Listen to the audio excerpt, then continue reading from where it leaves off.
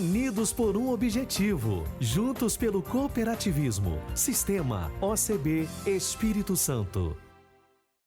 Posso ajudar? Deixe a cooperação entrar na sua empresa. Venha para o Cicobi. Será que inovação e empreendedorismo caminham lado a lado? Nós estamos falando de uma ferramenta, né, um recurso, uma quantidade de energia alocada num tipo de desenvolvimento que permeia o mundo inteiro hoje. E o Brasil, e especialmente o Espírito Santo, não pode ficar fora dessa carreira histórica, né, dessa avenida que está aí. E você vai ver que, mesmo com a leve queda no preço da carne bovina, tem consumidor substituindo a carne pelo pescado. E a nossa colunista Vera Caser volta com mais dicas de comunicação para as cooperativas. Você se lembra de uma brincadeira chamada telefone sem fio? A gente formava uma fila e uma criança ia falando no ouvido da outra o que tinha acabado de ouvir do coleguinha. E quando a última revelava a frase que lhe tinha chegado, geralmente não traduzia nem de perto a que tinha iniciado a brincadeira.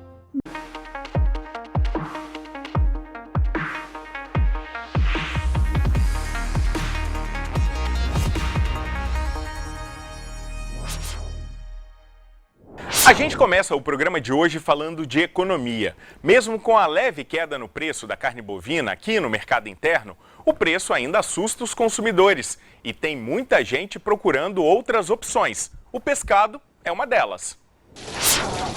É a opção preferida. Na casa da Verônica, tem peixe até 4 vezes por semana. Sempre foi peixe, é mais saudável, eu gosto de peixe e frutos do mar em geral, né? Os benefícios de um alimento saudável são um bom motivo para essa escolha. Mas tem também hoje um outro fator que pode estimular o consumo de peixe: o preço muito alto da carne vermelha. Já o preço do peixe é o que menos subiu entre as principais alternativas de proteína. De um ano para cá, com inflação acumulada de 10,25%, a carne aumentou quase 25%. Aves e ovos tiveram alta ainda maior, mais de 26%. O porco, quase 10,5%. Enquanto isso, os pescados subiram menos de 4,5%. O preço no atacado, na CEAGESP em São Paulo, até caiu no mês passado. Este economista explica por que a inflação dos peixes é menor. De certa forma, a nossa cultura e os nossos desejos e comportamentos de consumo mostram que o pescado não é tão desejado como uma carne bovina. Para famílias de baixa renda, não é uma opção tão acessível, mas na comparação com a carne, o preço é competitivo. A bem da verdade, eu prefiro carne. Primeira, segunda e terceira opção. Só que, na atual conjuntura, eu compro peixe, compro frango, em substituição à carne. Nos próximos meses, a previsão é que o preço da carne bovina pode até cair. Está acontecendo um embargo de carne bovina por parte da China. Isso faz com que vá ter mais oferta de carne bovina daqui para frente. Isso pode beneficiar, sim, o consumidor brasileiro. Estamos em pleno plantio da safra de soja e o alto custo dos insumos tem sido um problema para os produtores. Apesar disso, a expectativa é de que a soja continue valorizada e que a chuva seja suficiente para uma boa produtividade. A propriedade rural do Cláudio Malinski é uma das mais tradicionais quando o assunto é produção de soja no Distrito Federal. No início, toda a terra era usada para a criação de gado, mas há mais de 80 anos, esses hectares alinham a produtividade com um cultivo consciente. O milho colhido em setembro já abriu espaço para a plantação de soja nesse sistema de plantio direto. A ideia é utilizar a palhada da safra passada com os nutrientes. Junto com a chuva prevista para o Planalto Central, a expectativa é de boa colheita, mais de 3.000 quilos por hectare. A nossa expectativa é muito boa, porque o clima, como nós vamos passar pelo fenômeno Laninha, já estamos passando, ele indica que aqui no centro-oeste as chuvas vão ser bem regulares. Então isso já nos anima bastante. E a prova é que esse ano as chuvas começaram praticamente um mês antes em relação ao ano passado. Segundo dados da Associação Brasileira dos Produtores de Soja, atualmente o DF tem cerca de 80 mil hectares de soja plantados, o que gera uma média de 3.700 quilos por hectare. Ainda segundo a associação, 90% de toda a soja produzida na capital é destinada à exportação para países da Europa e China. Por trás de toda essa produção, existe um mercado que gera em torno de 8 mil empregos diretos e indiretos. O Conab estima que em 2021 a produção de soja total seja de 137,3 milhões de toneladas. Para 2022, essa produção deve ser mais de 141 milhões de toneladas. Mas nem tudo é positivo quando falamos na produção de soja do Distrito Federal.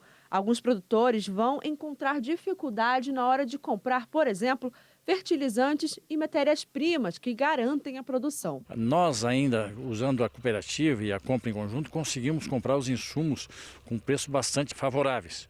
No entanto, para quem deixou comprar os insumos agora, nesse mês, no mês de outubro, novembro, vai ter um problema de preços altíssimos e, ao mesmo tempo, com falta de matéria-prima, principalmente fertilizantes. E essa soja ainda vai se transformar em farinha, óleo e até leite vegetal. A colheita deve começar a ser feita entre janeiro e fevereiro do ano que vem. Até lá é torcer para que todas as condições se mantenham como agora. E, claro, com um bom preço. Alguns contratos já foram feitos, mas conforme a Bolsa de Chicago, e normalmente em torno de $30 a saca de 60 quilos. É mais ou menos esse é o preço de referência. Às vezes um pouquinho mais, às vezes um pouquinho menos, depende da oferta e procura, depende de como é que está a descarga nos países que adquiriram o produto e depende de como é que está o carregamento também no país de origem, que é o Brasil. Então nós esperamos vender essa soja a R$150 a tonelada, que vai dar mais ou menos $30, que é o valor de referência usado pelos produtores rurais. Vera Caser vem aí com dicas e novidades do mundo da comunicação para cooperativas e associações. Ei, Vera! Oi, Bruno! Olá, pessoal! Você se lembra de uma brincadeira chamada telefone sem fio? A gente formava uma fila e uma criança ia falando no ouvido da outra o que tinha acabado de ouvir do coleguinha. E quando a última revelava a frase que lhe tinha chegado, geralmente não traduzia nem de perto a que tinha iniciado a brincadeira. No mundo dos negócios, isso não pode acontecer de forma alguma.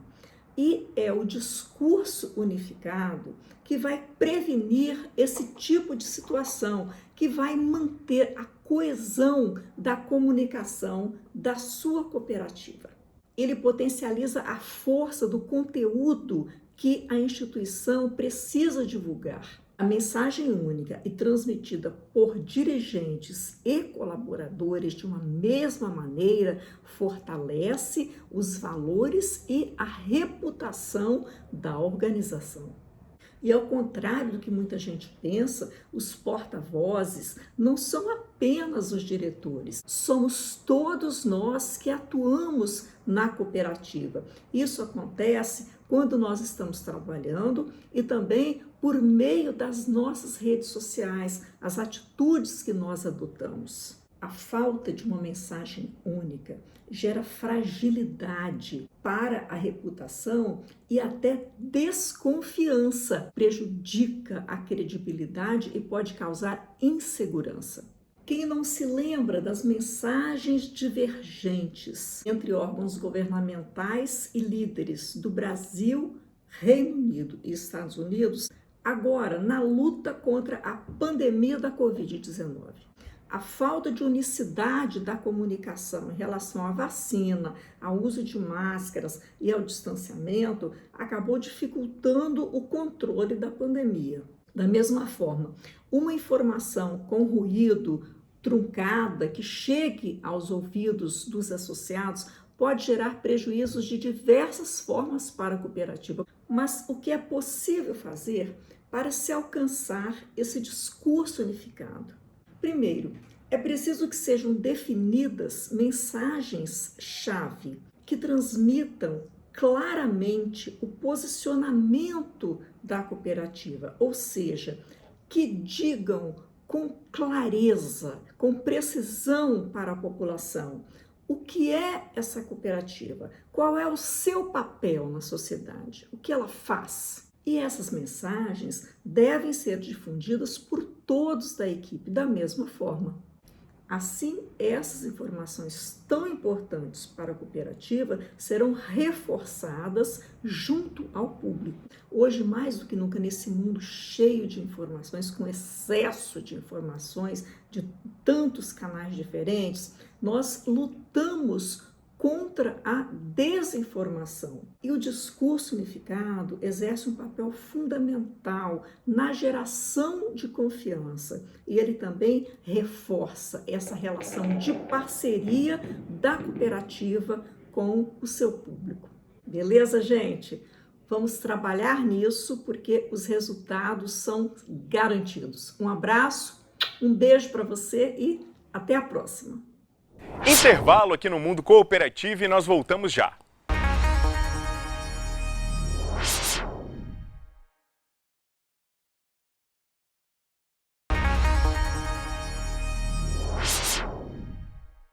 Qual a relação entre empreendedorismo e inovação? Essa é uma demanda dos empreendedores capixabas e é por isso que eu recebo aqui no estúdio o Luiz Toniato, ele que é diretor técnico do Sebrae. Toniato, bem-vindo ao nosso programa mais uma vez nesta semana que antecede ao grande evento de inovação do Espírito Santo, né? Sem dúvida, Bruno. Obrigado. Obrigado pelo convite e vamos falar um pouquinho para toda a sociedade capixaba sobre o significado desse evento, para que ele está sendo construído e oferecido à sociedade. Vamos começar com um pouquinho de história, Toniato. Quando que a inovação passou a ser tão importante para os empreendedores? Olha, Bruno, isso é uma pergunta oportuna, porque nós estamos falando de uma ferramenta, né, um recurso, uma quantidade de energia alocada num tipo de desenvolvimento que permeia o mundo inteiro hoje. E o Brasil, e especialmente o Espírito Santo, não pode ficar fora dessa carreira histórica, né, dessa avenida que está aí. Né? E nós já tivemos ciclos de desenvolvimento econômico no passado, aí, como café, as grandes plantas aí que vieram Vale, a Celó, Aracruz, etc. E a gente aposta, e todas as tendências indicam isso, de que a gente está entrando num novo ciclo de desenvolvimento econômico no Estado do Espírito Santo e ele passa obrigatoriamente pelo desenvolvimento tecnológico através da inovação. Daí a importância do tema, né? Nós começamos esse movimento, eu faço parte do esforço nessa direção já há algum tempo, e aí eu demoraria muito aqui, porque eu teria que elogiar muita gente que participou, que ajudou, né, na construção desse movimento. Em pessoas que estão ligadas às instituições, pessoas que estão ligadas às empresas, às academias, ao governo, ou seja, que são as 4 frentes, a gente costuma dizer que são as 4 hélices do sistema de inovação, né? As empresas, as academias, as instituições e o governo. São os 4. Né? E lá atrás, antes do surgimento da MCI, já se discutia, né, que a gente tinha ações muito soltas, cada um fazendo um pedaço, e que a gente sentia falta de ter um movimento que organizasse, que desse coesão a toda essa energia e desse uma diretriz única para todo o Estado do Espírito Santo com foco na inovação.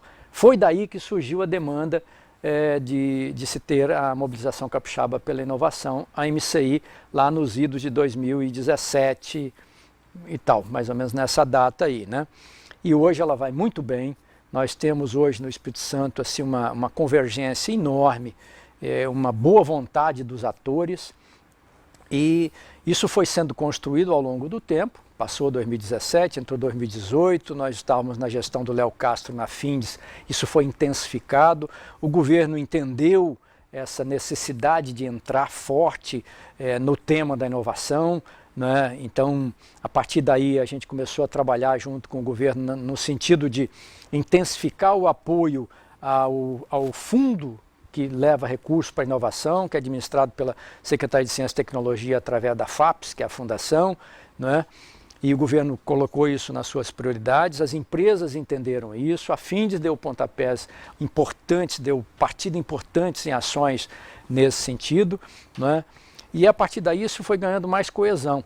Com o passar do tempo, a gente sentiu falta de ter um evento que pudesse mostrar para a sociedade o que esses atores, nessas 4 frentes que eu falei, nas tais 4 L's, né, que eles pudessem demonstrar tudo que estão fazendo em prol do fortalecimento do ecossistema de inovação, que é o propósito maior da MCI, né?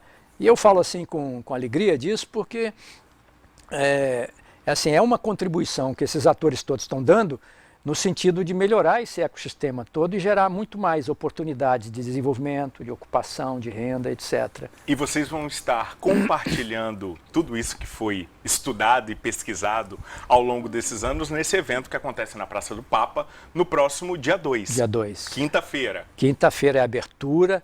Eu desde já quero convidar a todos que têm conexão com esse tema, né, as pessoas dedicadas às empresas, ao desenvolvimento tecnológico de inovação das empresas, nas academias, no próprio governo, né? O governo tem aí uma área de apoio ao desenvolvimento tecnológico e inovação através do PitGov e o LabGES, e eles estão com a gente como co-patrocinadores do evento, assim como vários outros parceiros, né, que estão lá. E dia 2 temos a abertura, né? E dia 3, que é sexta-feira, 4, que é sábado, e 5, que é domingo, aí nós temos atividades o dia inteiro, Bruno. O dia inteiro e, assim, atividades muito ricas que estarão sendo apresentadas lá. Toniato, qual que é a sua opinião e percepção quanto ao investimento em tecnologia e inovação? A gente ouve notícias dos colegas Brasil afora falando em cortes em ciência e tecnologia. E pelo contrário, aqui nós estamos fazendo o inverso. Estamos investindo em tecnologia, em ciência. Qual que é a sua opinião nesse contraponto? Enquanto nós estamos indo numa direção, tem situações em que o país vai na direção contrária. É lamentável, viu, Bruno? Lamentável isso, porque se um dos compromissos que a nossa geração, que a geração atual tem, é de deixar um legado para gerações futuras.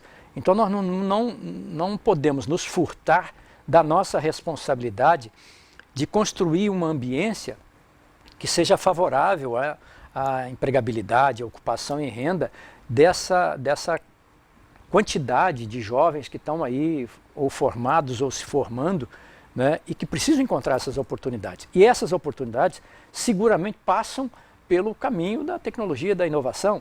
Então o Espírito Santo está dando mais um exemplo para o país, além de outros que nós temos, né, de equilíbrio, de responsabilidade fiscal, de ter um fundo soberano e tal, né, que o governo pode falar melhor do que eu sobre isso, mas isso são valores que o Espírito Santo adquiriu e que já passaram a pertencer à sociedade capixaba, né? Por exemplo, ninguém da sociedade hoje pode imaginar que o nosso Estado perca o seu equilíbrio fiscal.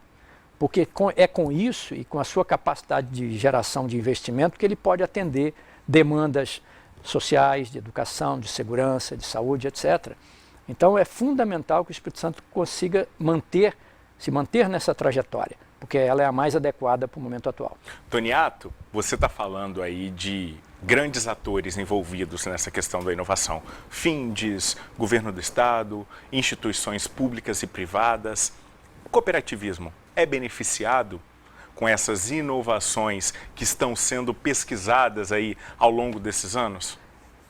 O Bruno, todas as atividades humanas hoje, né, eu acabei de voltar do Web Summit em Portugal, congregando aí startups do mundo inteiro, né, assim, uma quantidade enorme, né, e todas as atividades que você pode imaginar têm pegada necessária para a inovação.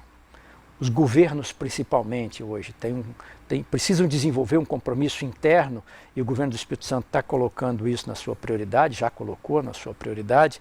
Isso vale para todas as instituições que precisam estar inovando. E o cooperativismo, ele tem, inclusive, o do Espírito Santo e da rede brasileira, tem um programa, se não me engano, chama Inova Coop, que ele exatamente pretende ajudar no encontro de soluções inovadoras para o cooperativismo, que é tão necessário para esses tempos atuais. E a cooperativa e a associação deve ficar refém do que está sendo discutido lá fora ou deve olhar para o próprio umbigo, falando no bom português, e começar a buscar soluções e inovações dentro de casa, Toniato? As soluções, normalmente, de inovação, porque a inovação tem vários processos, né? Eu posso ter uma inovação que seja a mais radical, assim, que ela é disruptiva, né? Porque ela apresenta uma solução para um problema de uma outra forma, ou seja, ela torna-se disruptiva. Eu posso também ter inovação incremental, isso para ficar em duas situações que a gente pode detalhar em algum outro momento.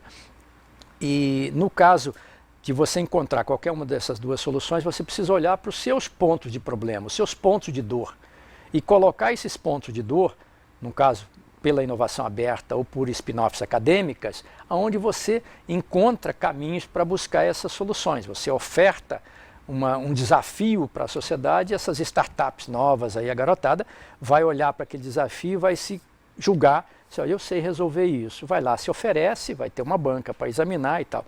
Então, quer dizer, todos nós, em todas as instituições, seja no cooperativismo, nas nossas instituições, do comércio, da indústria, do serviço, onde for, a gente tem problemas a serem resolvidos. E uma forma ágil que o mundo encontrou de ajudar a resolver esses problemas é você externar o problema e convidar pessoas de fora, que normalmente são as startups, podem ser empresas também, mas normalmente são as startups, que elas buscam apresentar essas soluções.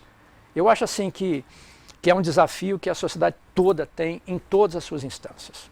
Luiz Toniato, diretor técnico do Sebrae, muito obrigado por ter vindo aqui no nosso Mundo Cooperativo fazer, digamos, um esquenta para o evento da semana que vem, né? Evento que acontece nos dias 2, 3, 4 e 5, na Praça do Papa, o ESX, um evento de inovação e empreendedorismo. E o Toniato vai voltar aqui para poder falar mais sobre o ESX. Combinado, Toniato? Já marca aí na agenda, obrigado. Tá bom? Obrigado mais uma vez. O Mundo Cooperativo de hoje fica por aqui. Para rever o nosso programa, você já sabe, é só acessar o portal Sim Notícias em simnoticias.com.br. Quer saber o que acontece aqui nos bastidores das nossas gravações? É só ficar de olho nas nossas redes sociais, no Instagram e no TikTok, no @bpfaustino ou nos nossos canais oficiais, Record News Espírito Santo e TV Sim. Muito obrigado pela companhia e a gente volta a se encontrar aqui na programação da Record News Espírito Santo e também da TV Sim. Um grande abraço, até lá!